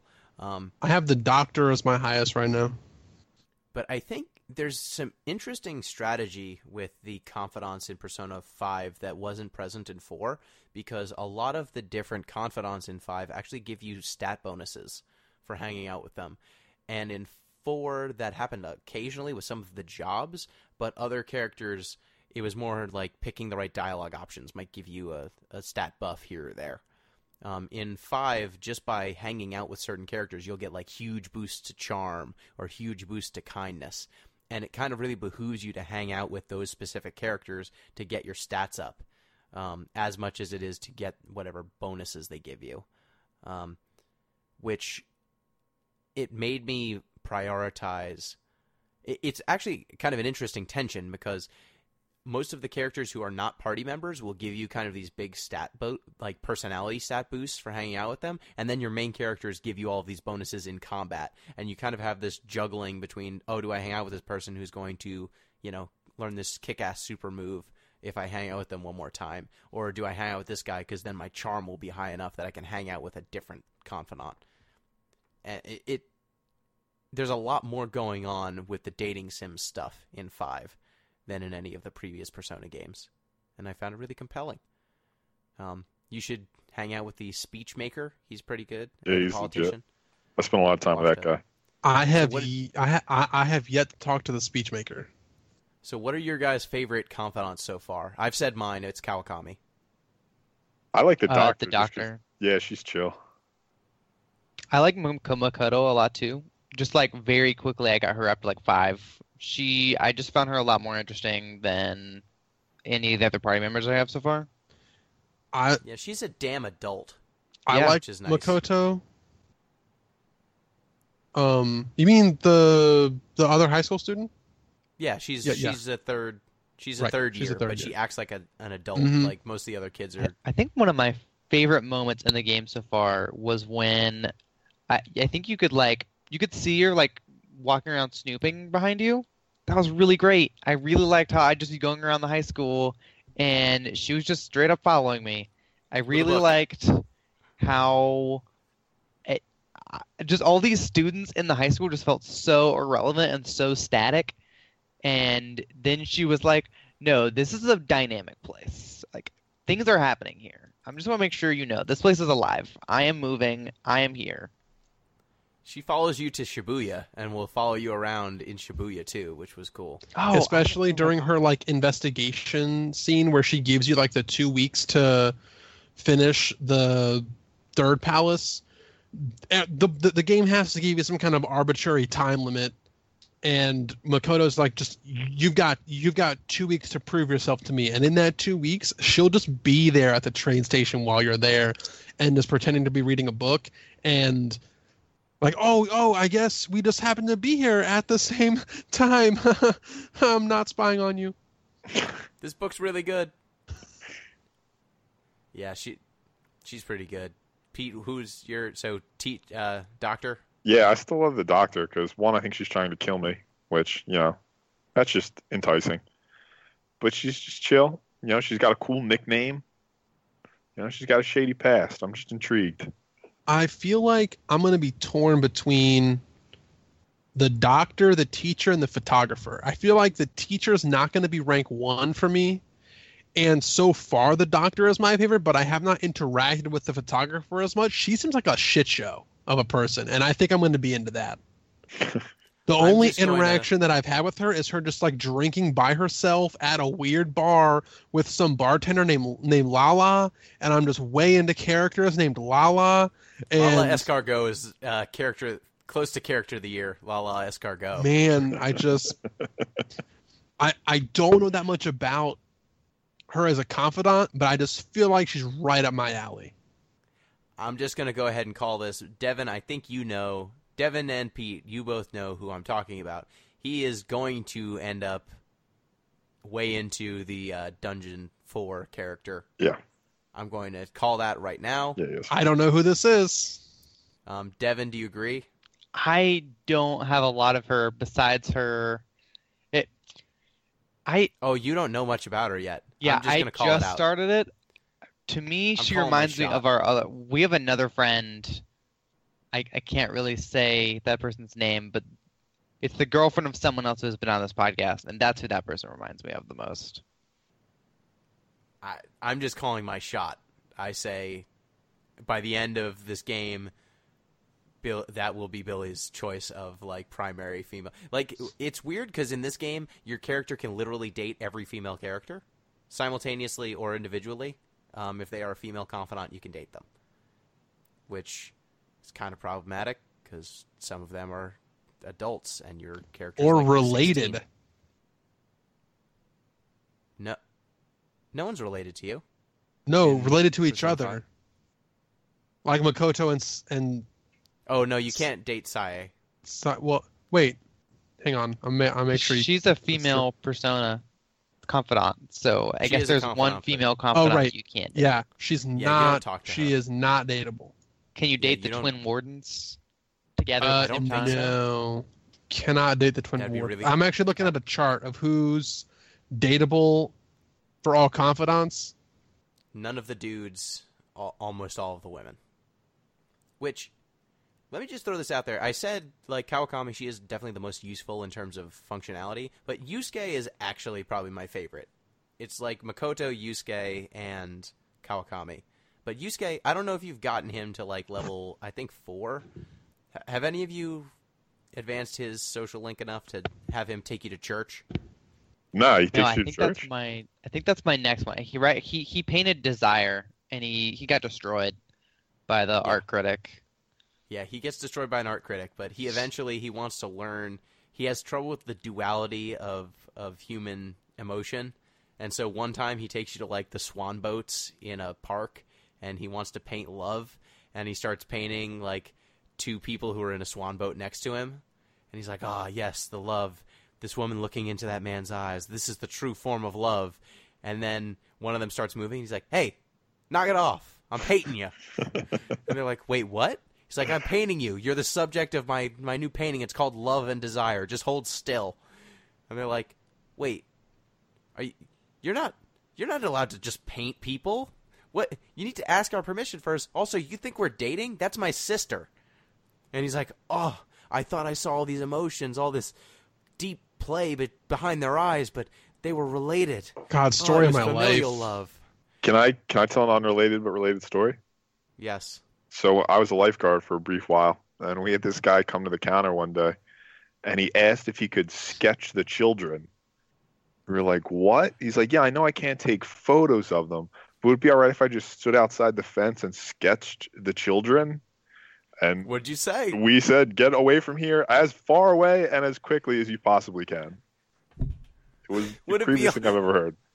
You know, I'm going to say there's 2 things about that. 1, that's a deeply creepy situation to begin with. 2, the fact that he knew that it wasn't okay to take pictures, but thought that there might be a loophole Right, in like there. there's if he a sketched gray them. area. Like, no. Like, clearly he'd explored taking pictures and had found that was not okay. Yeah, it was super messed up.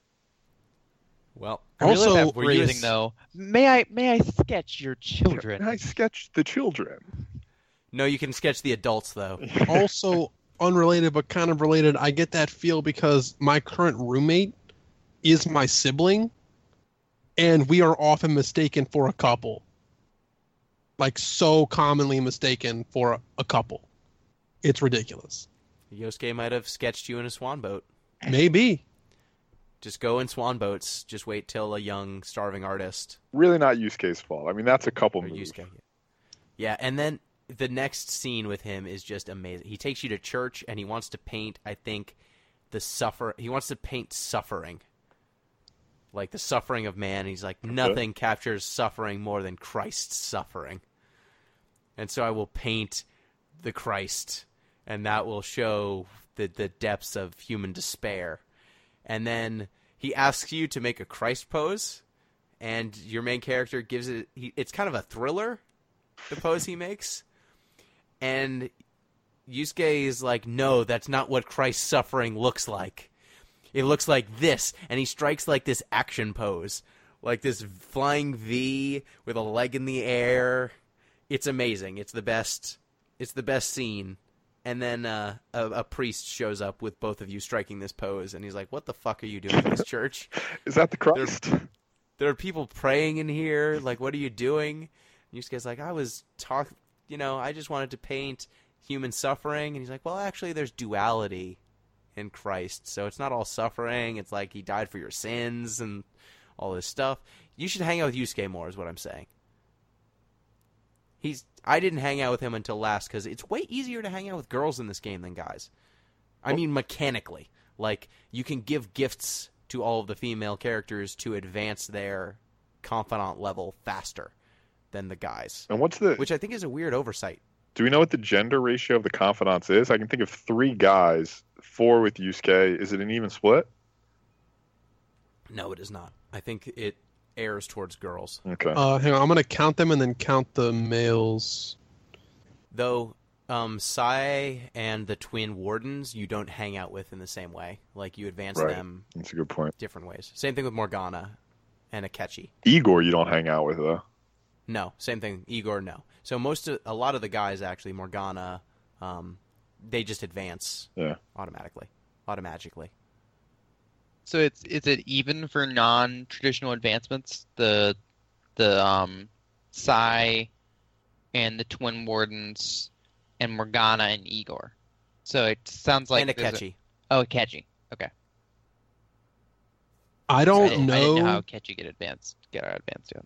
I don't know the gender of some of these characters because I haven't met them, and I'm not great at just guessing Asian Based on style Japanese names. names? Yeah, based on Japanese names. But I counted at least 8 confidants that I know out of 21 that are male.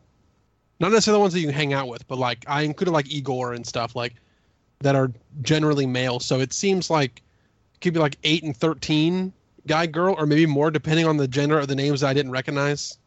Yeah, it skews more towards ladies, and I think that it's a weird, like it actually is. It behooves you that it's that way because you can give them gifts, and when you give ladies gifts that they like, they jump like 3, like friendship points every time you do it, which means that you generally only need to hang out with them once in between, kind of Level ups. level ups, versus Does the giving guys them you- presents cost time?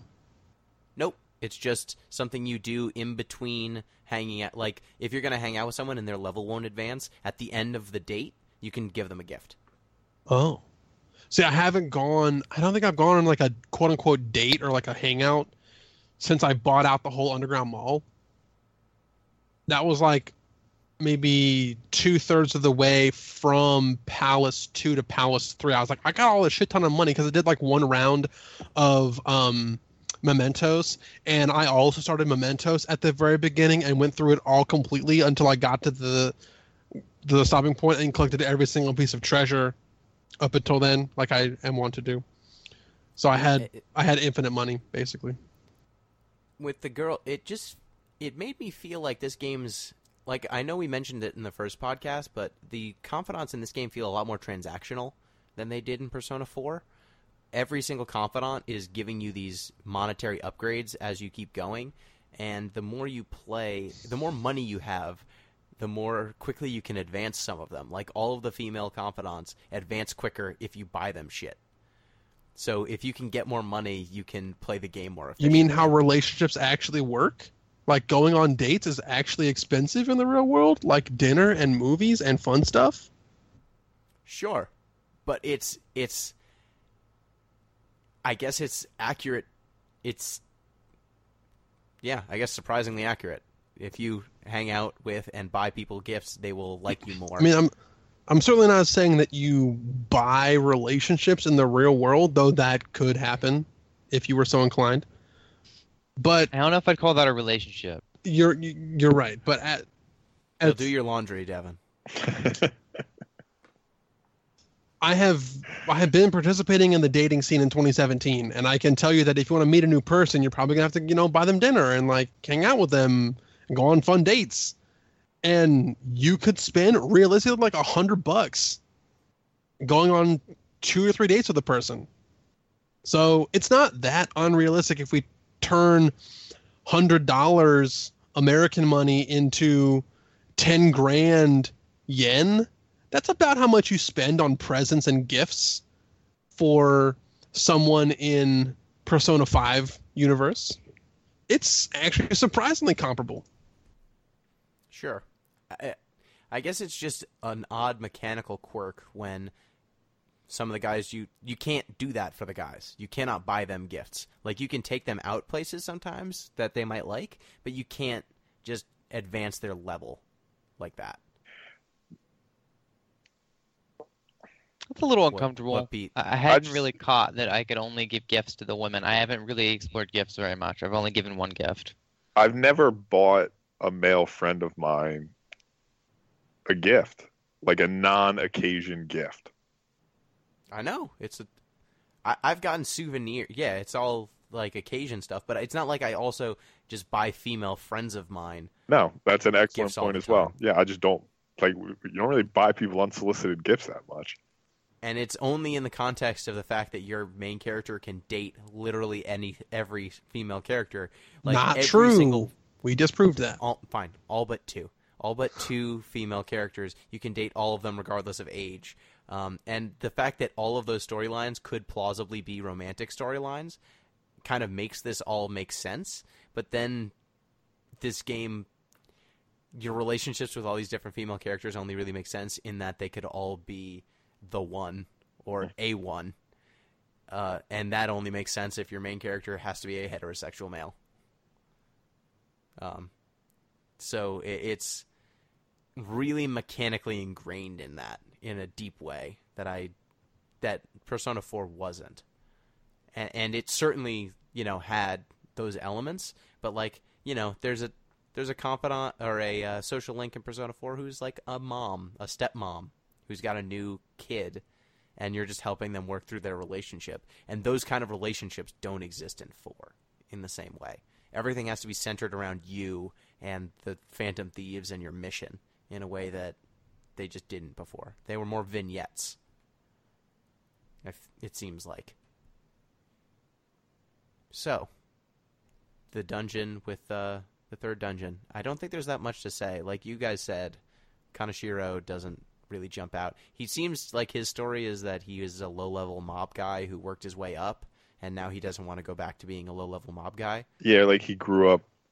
There seemed to be I don't know if he just straight up said it, but he grew up poor and overweight, and people made fun of him for it. And now he's pissed. And he fills that hole in his heart with money. Yeah. From teens. It's a pretty good racket he's running, I'll say that. I will say, as of yet, all 3 of our bad guys, they just add in a little twist to make sure they're not even vaguely morally redeemable. Like with Kaneshiro, Kamoshida wasn't even, he was just extremely irredeemable. And then with Madarame, he was bad, and there's the plagiarizing stuff, that's bad, but it wasn't really on the same level as Kamoshida, and they just had to add in that little twist of oh yeah, and I let your mother die, by the way. Just BT dubs. And yep. Yusuke was hey, thanks for making it really easy. You were somewhat morally redeemable. Now you're not. I have no problem destroying you now. That was actually a very specific character dialogue point where he was you had a chance. I wasn't 100% convinced. Now I'm 112% convinced. Fuck you.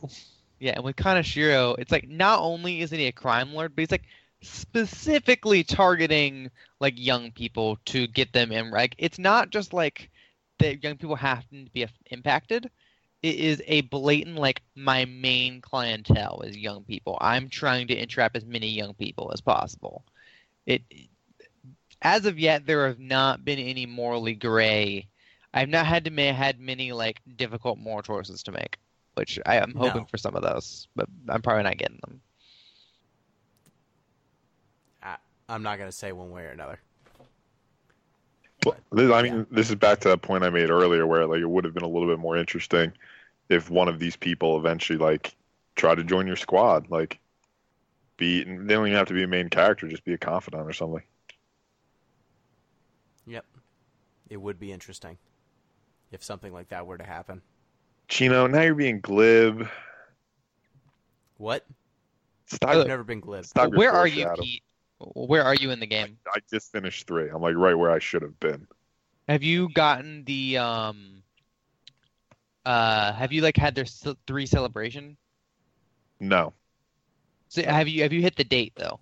The date where you had to finish 3 has by. a change of heart. Oh no. Okay. Damn, somebody has a change of heart. Yeah, from here on out, I'm you're excited. going for the change of heart, so you get the story. Yeah, no, okay. I've done that with the other 2 people as well. Yeah. Yeah, okay. Yeah. So the goal should be at least get to the change of heart. But I want it to be a little bit further in, actually. Yeah, I'm a little bit past that. I know about Medjed.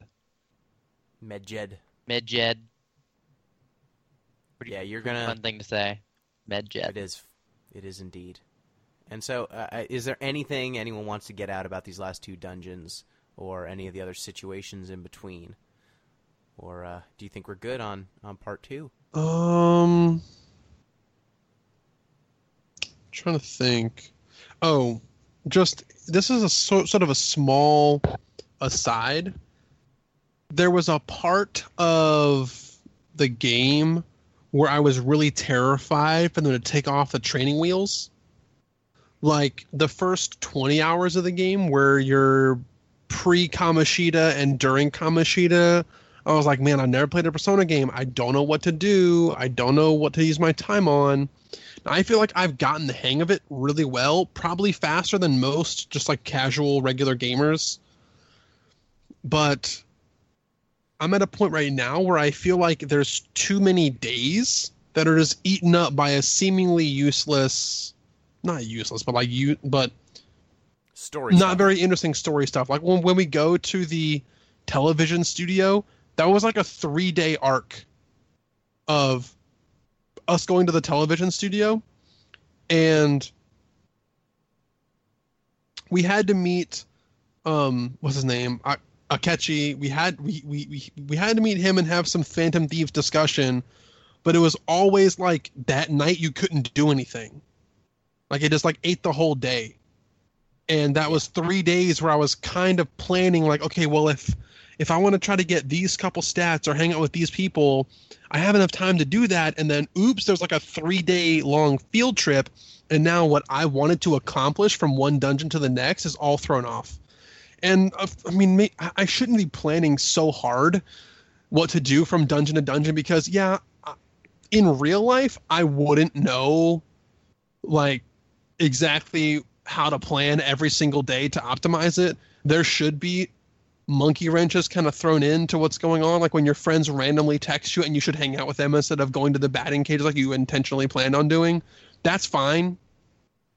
But there's probably like in the last 2 to 3 weeks of in-game calendar Persona time, out of like the last 3 weeks, I probably had like 8 or 10 days where I just couldn't do shit because it was a story thing. I think you'll feel that less if it sounds like you are doing the Kanashiro dungeon on like the very start of that time that you have for the Kanashiro time. I think you will feel less of that feeling once you've had a bunch of days to play with, because they give you a lot of days in the Kanashiro time period. Once you've actually used all those, I think you'll feel a lot better about that. Because that's pretty much summer break, I think. No, after him is summer break. When I did Madarame, I finished Madarame in basically the shortest amount of time, and I loved having like basically like 10 days to just grind, like not grind because it's really not grinding, but 10 days to just have carte blanche over my relationships and my skills. I think you should really only like until you have a deadline, you're not really making like the same level of like impactful choices of like, obviously if you're just doing it at the beginning of it every time, it doesn't really have this impact, but like think about it from the like what way you'd really do this in real life, where you do one part of it and then you do another part and then you do another part. I think you're kind of supposed to be thinking of like you're supposed to be juggling. You're supposed to be like, do I deal with the pressing threat or do I like hang out with my friends and be a normal person? So when you don't have a imminent threat, it kind of makes some sense that there's not as much hangout time. Like there are times where like I did Madarame's Palace in 3 days, but I got the opportunity to hang out with An, I think, for one of the first times, somewhere during that. Yeah. And I chose to do that, and then I went to the bathhouse because it was like a Thursday or something, so I would get bonus points. I did Madarame's Palace in the shortest days possible, but I didn't necessarily do them consecutively.